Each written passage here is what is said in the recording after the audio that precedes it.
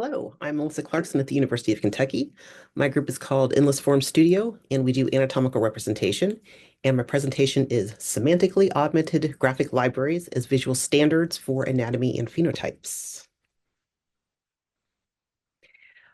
We have a website, and it provides three types of anatomical resources. I'm going to talk mainly about graphic libraries and mention the other two at the end.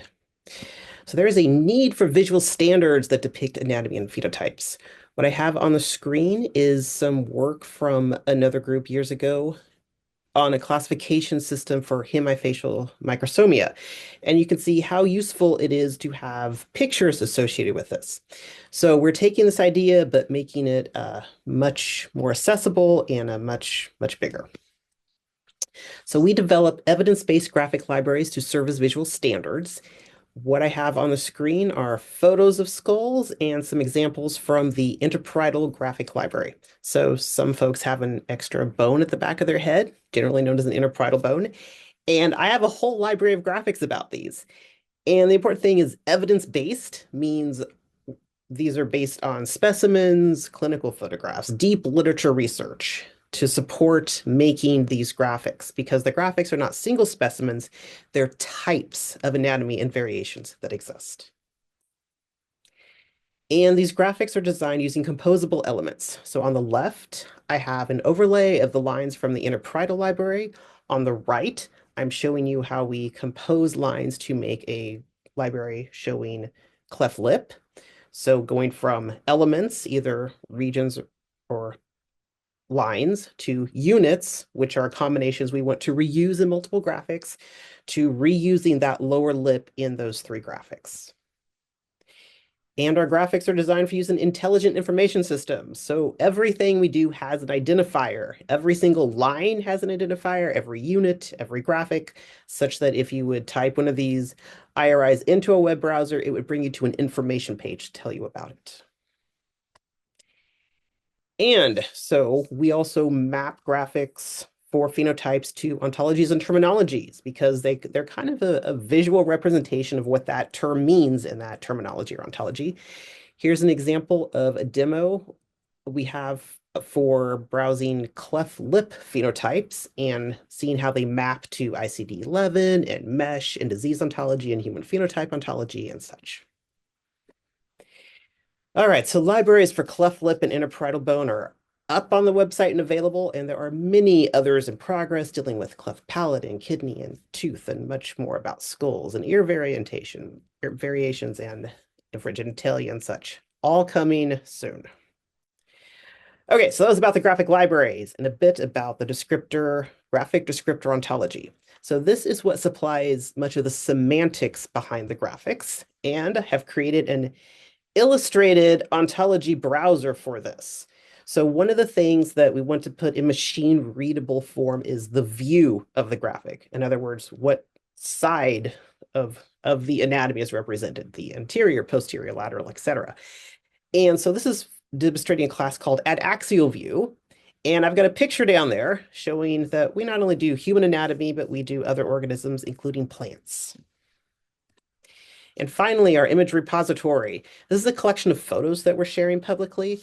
So when I have a specimen that I'm using as evidence, if I can photograph it, I photograph it and I put it up in our repository so that other people can see this evidence that I was looking at. Okay, that's it for me. Visit us at endlessforms.info. And if you want to learn more, we've recently had a publication in the Journal of Biomedical Informatics, and its references down there. Thanks.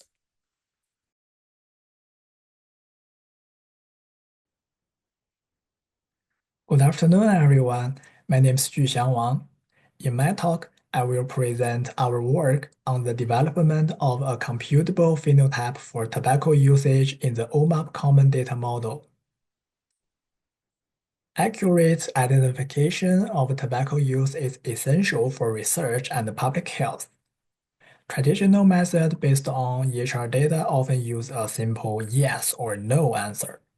But this binary approach doesn't capture the complexity of tobacco use.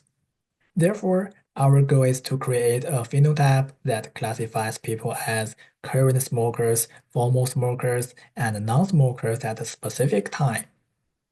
Then compare with self-reported smoking status from surveys in the All of Us. At first, we extract structured EHR data from observation and condition records and gathered survey responses from both lifestyle and basic surveys. We then standardized and cleaned this data to ensure they were consistent and easy to understand. We used standard concepts such as OMAP extensions and LOINC to define smoking status. To improve longitudinal reliability, we applied a point-in-time conflict resolution strategy. This strategy used the latest EHR data before the survey time to manage any inconsistencies. Finally, we merged all the data into one analytic cohort for further analysis. Okay, now I will explain how we selected our final cohort. We started with 413,000 participants. First, we removed those with missing EHR data. Then we exclude anyone under 18 or over 100 years old. Next, we removed participants with unknown smoking status. Finally, we exclude those with non-binary or missing sex data. After these steps, our final cohort had 273,000 participants. Okay, here's our classification strategies. First, on the EHR side, we identify tobacco use using standard clinical concepts in our phenotype to define current, former, and non-smoker status. Second, we derive the smoking status from survey responses by looking at lifetime cigarette use, smoking frequency, and quit attempts. We then merge these two sources to assess agreement in smoking behavior. In our final group, about 15% were classified as current smokers, less than 1% were former smokers, and nearly 85% were non-smokers. The agreement with self-reported tobacco use was fair, with kappa of about 0.4. Our method correctly identified roughly 46% of true current smokers, while it correctly ruled out about 92% of non-smokers. And logistic regression shows that older people and those with higher education and income had a better agreement between our method and self-reports. In conclusion, our study shows that a standardized computable phenotype for tobacco usage within UMAP common data model is feasible, and there is some agreement between EHR-based and the patient's reported smoking status. But only relying on EHR data has some limitations. In the future, we plan to refine our method and expand its use to study substance and alcohol use disorders. Thank you for your attention. I'm happy to answer any questions.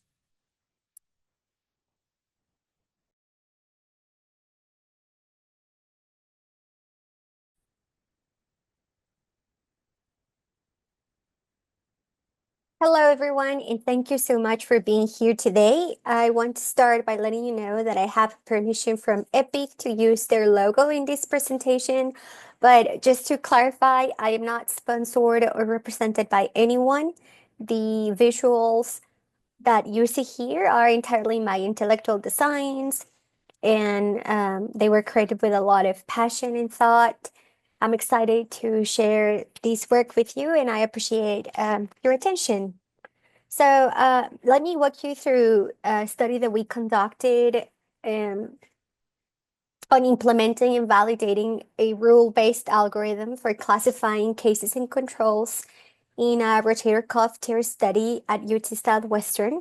Our objective was to take an algorithm that was originally developed and internally validated in Tennessee in Vanderbilt University Medical Center. And we wanted to apply it at UT Southwestern in North Texas. We wanted to see how well it could classify patients, and we also wanted to evaluate its performance in a different healthcare setting. And we were interested in learning how could we improve that performance. So we follow a structured process. If you look at the screen on the left, so number one, first we worked with a gold standard data set, meaning that a set of patients were already manually classified by researchers as either cases or controls based on our criteria that you can see right there on the center of the image. Patients needed to have an MRI and to be 40 years old or older. And we apply an algorithm, uh, again, developed in Vanderbilt to our UT Southwestern EHR database, our EPIC databases, specifically Caboodle. And we wanted to see if it would classify these patients correctly. So we finally compare its results, so the algorithm's results against our gold standard, and we measure accuracy, sensitivity, and specificity, and we also identify discrepancies. These discrepancies were reviewed and analyzed manually. We went to the chart and reviewed each one of these cases to understand what was going on. And initially, the algorithm got 80.9% of the classifications right. So that's not bad, but definitely there was room for improvement. We dug deeper and realized that some of those errors were due to inconsistencies in how diagnoses were coded between the two medical centers. So if you see that picture on the right at the top, you'll see that 75% of those codes were aligned, but there was that other percentage of codes that were very local to each institution. So we needed to fine tune that algorithm and by refining the data dictionary and adding more relevant codes.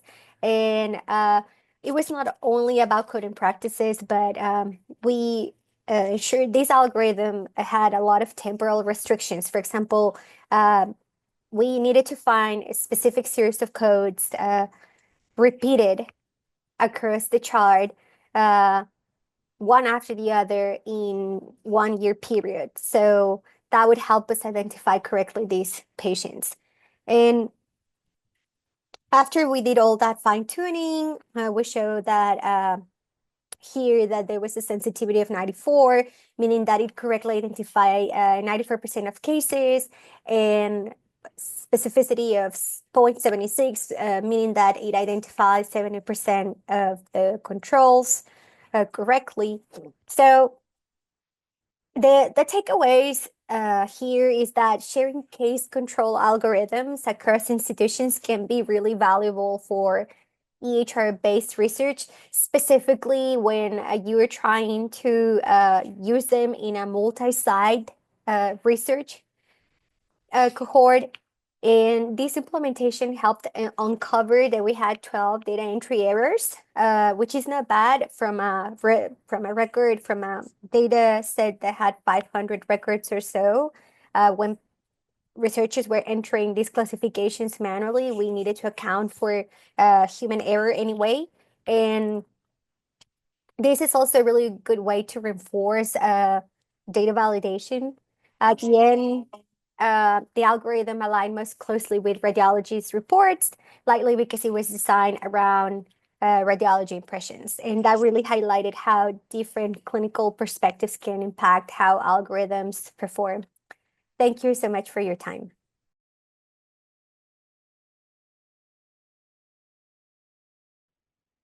Good morning and good afternoon. I'm Dhruv Sharma, the lead data scientist with the American College of Emergency Physicians and the Emergency Medicine Data Institute. Today, I'm going to report on just some of the trends we've seen in 2023 and talk about some of the data that's coming out of our registry. Our registry started back in 2015, really with the sole hope of trying to facilitate the reporting requirements, and developing the quality measures to aid emergency departments in meeting some legislation that had passed back in 2014. What we realize is in order to do this properly, we have to capture a lot of great billing data and emergency health record or EMR record data. And we capture that from across 20 tables of the patient record, 250 data elements like patient ID, the encounter start time, the encounter end time, the diagnosis code, the descriptions, lab results, and even notes. And we're capturing that across 48 states. That's really kind of opened our eyes to not just limiting ourselves to the value for facilitating reporting requirements, but value to emergency medicine stakeholders as a whole, now that we have this data set with very little data lag that can produce some sort of base understanding. How big is that data? Well, now it's just crossed 150 million visits roughly, and from 45 million unique encounters. You can see it took off quite rapidly after 2017. There's a bit of a dip under COVID, and there were a few exception rules here in the US that limited that. And as we transition to a new platform, we've started to see it come back. Reliably, we're getting about 15 to 20% of emergency department visits per annum in the US. So that gives us an opportunity to look at very large views of the data. And here we can see that. We can see 2021 versus 2022 versus 2023 diagnosis. It's a little preliminary, but this is looking at ICD-10-CM diagnosis codes, and then just pulling the description for those that have the most visits, just kind of descending. And you can see on the right here that this is relatively comparable in terms of number of visits per year. We also have seen a sharp increase in length of stays and in boarding times in the US, and we've been tracking that a lot, and we can see a very large, significant actual upturn. I haven't put the error bars on here, but we have measured significance, especially in measuring median length of stay for the adult population and even the pediatric population. These are actually fed through two of our continuous measures, but it offers an opportunity to really kind of explore this further and help understand late-breaking information in the US.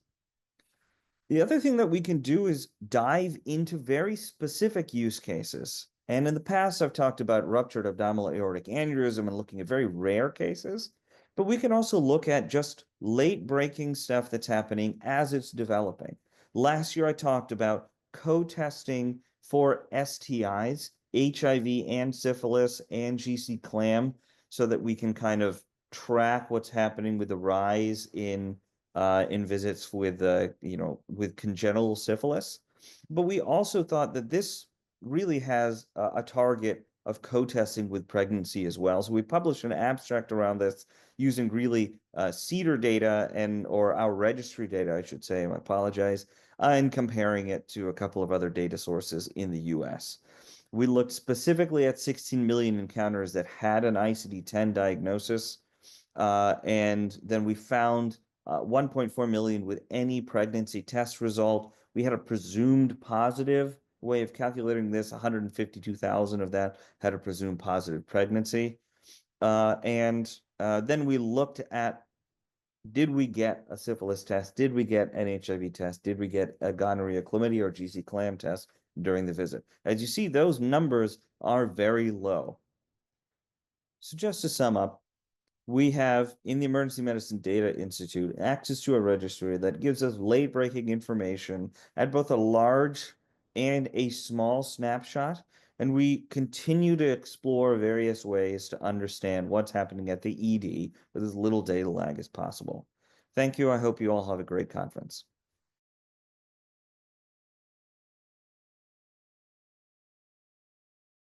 I'm Zach Landis-Lewis, and this talk is about understanding performance measures as a kind of computable biomedical knowledge in the context of learning health systems. Performance measures, also called metrics or indicators, are used everywhere in healthcare to assess a wide variety of health data and produce results in the form of performance information about care quality and outcomes. we can understand them as functions. And I think there are opportunities to better manage these in using the lens of computable biomedical knowledge. We need to manage performance measures because they're used for for multiple purposes, and there are many sources of change that require their efficient implementation and revision. And we're looking to the Data Quality Measure Standard, or DQM standard, to enable more automation in measurement from multiple sources of health data for multiple purposes. The Multi-Center Perioperative Outcomes Group, or MPOG, is a quality improvement consortium for perioperative care that has developed and maintains more than 90 performance measures. And these are assessed for providers across the country to give them feedback about their operative case quality and to make clinical quality data about every operative case available in a dashboard. The email that providers receive from MPOG looks like this. It has performance measures from the previous month for all their operative cases, so they can identify opportunities to improve and see how they compare to their peers within their organization. In the context of a learning health system, then, we understand MPOG as a learning health system that maintains an infrastructure for learning communities to develop knowledge and improve practice. And we consider knowledge as the output of this blue stage at the top of the cycle. So let's look at an example of how performance measures are this type of knowledge. In 2008, MPOG started creating this infrastructure to support many learning communities. And by 2017, there was a growing interest in addressing the issue of healthcare pollution. So we can consider the providers and researchers addressing this problem as the sustainability learning community. And their problem of interest is reducing anesthetic environmental pollutants. So we'll do 2 cycles here, counting with this counter up top and with a starting line here by the learning community. And we begin with seeing that there's recognition that anesthesia machines record gas flow attributed to providers. And MPOG has a quality committee that began developing a performance measure around sustainability in 2017. So after some analyses, the measure was finally published in July of 2019, and then immediately implemented into MPOG's infrastructure. You can see the details about this measure on MPOG's website. So providers then began receiving feedback and case level data about this measure. And this generated a lot of interest and further inquiry and research committee proposals to further study this issue. As a result, the quality committee revised and expanded the measure, and the cycle continues into 2022 when a new set of measures were introduced into provider feedback emails and dashboards. So we've gone around the cycle twice, and we see that now we have a resulting larger set of measures addressing this issue. These are annually or routinely reviewed and updated on the MPOG website using standardized data elements so that providers can understand what's being measured and also find resources for learning about them. And so looking at this example led us to several considerations for how to manage performance measures generally at large scale, including doing this transparently to build trust and interest in the use of the measures, the routine review and maintenance of them to maintain their value, linking resources and implementation guides for providers and teams, and then finally using standardized data elements. So we're looking at the potential for digital quality measures and new standards to further improve the management of these measures as computable biomedical knowledge. Thank you.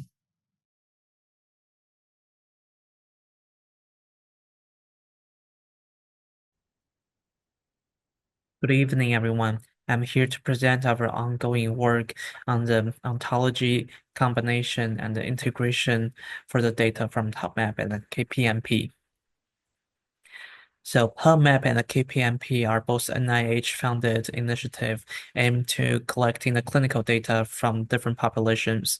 The major differences is that the KPMP contains the data from the healthy population, the population with AKI, and the population with ADK, while the HubMap contains the data from healthy population only.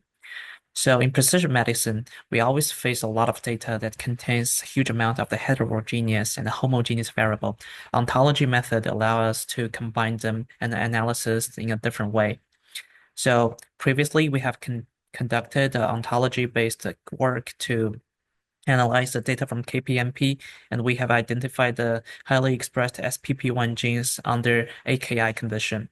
So in this project, we further analysis the data from KPMP, combined it with the data from HubMap to see if we can find any correlation between the biomarkers and the phenotype, as well as the correlation with the disease status. Here's our method for combining the data. So we conducted data cleaning at the first place to reduce and eliminate the duplicated data. And we have identified the heterogeneous and the homogeneous data. And we mark up the heterogeneous data and combine the homogeneous so we can use the homogeneous for the future analysis. And then in the last step, we replace the value under the homogeneous variable with the ontology terms ID. Like we use the OPMI for the phenotypes, and we use the cell ontology terms for the cell types. Here's our result after combination. So we have identified 23 unique KPMP variables and 13 unique HubMap variables, and 12 common shared homogeneous variables was identified. And among them, 10 of them are observational variables and 2 of them are the genetic variables. So by using the genetics variables, it allows us to conduct the analysis in the biomarker level and to correlate the phenotype with the gene expression. So here's the data distribution of the combined data. And we can see for the age distribution, there's a greater age range for the KPMP data, while fewer for the HubMap.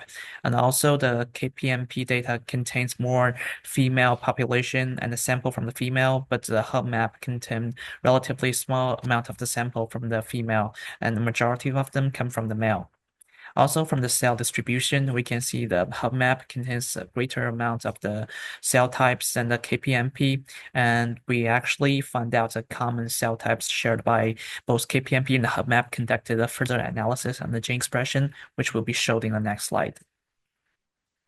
So here's our analysis on the gene expression and the cell types they correlated with. And we use the healthy data only here because all the HubMap contains the healthy data. So we extract the healthy data from KPMP to conducting the comparison.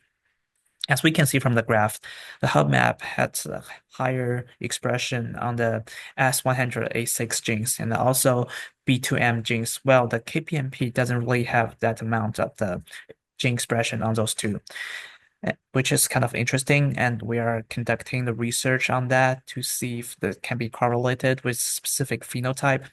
And also, because previously we have identified SPP1 genes was highly expressed under the AKI condition, but in here we can see the Schwann cell also express a huge amount of the SPP1. So under the healthy condition. So it's kind of interesting. And we're also trying to doing some research on that, see if we can find the correlated phenotype or something can explain that.